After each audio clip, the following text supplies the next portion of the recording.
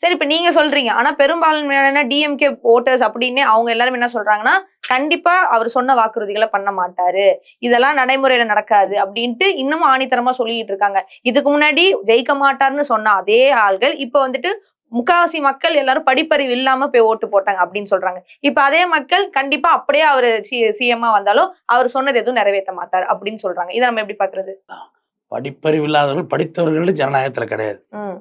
உங்களை யார் ஆளணும் ஆள வேண்டாங்கிறது தான் பொதுவான கருத்து. அப்புறம் ஏன் அப்ப டிவிக்கே ஓட்டர்ஸ தற்குறின்ட்டு பெரும்பான்மை அப்படி ஒரு லேபிள் குத்துறாங்க? அதை மறுக்க முடியாது.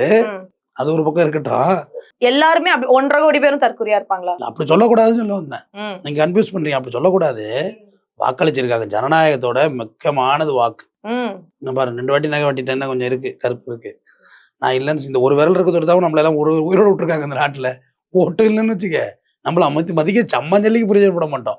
ஓட்டு இருக்கிறது எல்லாரும் மதிக்கணும். இத்தனைக்கும் வீடு வீடா போகல, காலில் விழல, கையில விழல, வண்டி மேலேயே பசு மேலேயே இருந்து ஓட்டு வாங்கிட்டாரு பாருங்க.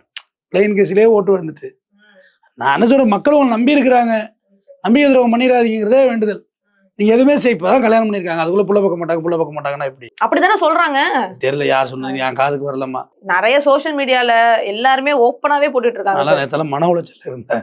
அந்த மாதிரிதான் மன உளைச்சல நிறைய பேர் இந்த மாதிரி ஸ்டேட்மெண்ட். நான் மன உளைச்சல் இல்லையே, வேப்பே தானே இருக்கு. இப்ப அது முடிஞ்சு போச்சுமா, அதை ஏத்துக்கணுமா? அக்செப்ட் பண்ணிக்கிட்டேன் அவ்வளவுதான். இதை விட வேற என்ன அரசியல் புரிதல் வேணும்? நிச்சயமா நான் ஏத்துக்கிட்டேன். நம்ம நிலைமை இதுதான், நம்ம நிலை இதுதான். நம்ம புள்ள பேண்டதுக்கு தங்கத்துல இருக்குன்னு சொல்ல முடியாது இல்லம்மா. அது என்னவோ அதான யதார்த்தம் தானே. சொல்லுங்க நீங்க யதார்த்தம். கண்டிப்பா கண்டிப்பா. எதுவா இருந்தா இதுதான் உண்மை. வந்துட்டாரு, நம்மள தன்னாவி பண்ணிக்கணும். நம்ம ஏன் தோத்தோங்கிறது முதல்ல ரியலைஸ் பண்ணணும். நீங்க என்ன நினைக்கிறீங்க? அதான் சொல்றேம்மா, ஏடிஎம்கே டிஎம்கே ரெண்டு இவங்களுக்குள்ளே பங்காளி சண்டை போட்டாங்க, நடுவுல இவரை மறந்துட்டாங்கம்மா. அப்படி சொல்றீங்களா? அப்படிதான். இவங்க ரெண்டாவது நான் என்ன யோசிக்கிறேன்னா, வெளிப்படையா நான் சொல்றேன், எல்லார்ட்டையுமே நம்மள ஒருத்தர் வீழ்த்திட முடியாதுங்கிற மனநிலை இவங்கள்ட்ட வந்துட்டுமா. டிஎம்கே ஏடிஎம்கே பிஜேபி எல்லா கட்சியும் சேர்த்தேங்க. A to Z எல்லா கட்சியும் சேர்த்துருங்க, எதையுமே வெண்டிக்க வைக்காதீங்க. நம்மளெல்லாம் யாரா அடிக்கிறது இருக்கா அப்படின்ற ஒரு மனநிலை இவங்கள்ட்ட வந்துச்சு. ஆனா அது ரொம்ப பெரிய பேக்கப் ஆகிப்போச்சு. ரெண்டாவது, இப்ப எல்லாருமே கொஞ்சம் ரியலைஸ் பண்ணுவாங்க. இந்த ஜனம் நினைச்சா என்ன ஒண்ணுமோ பண்ணிடுவோம் நம்மள. அதான் ஜனநாயகம்.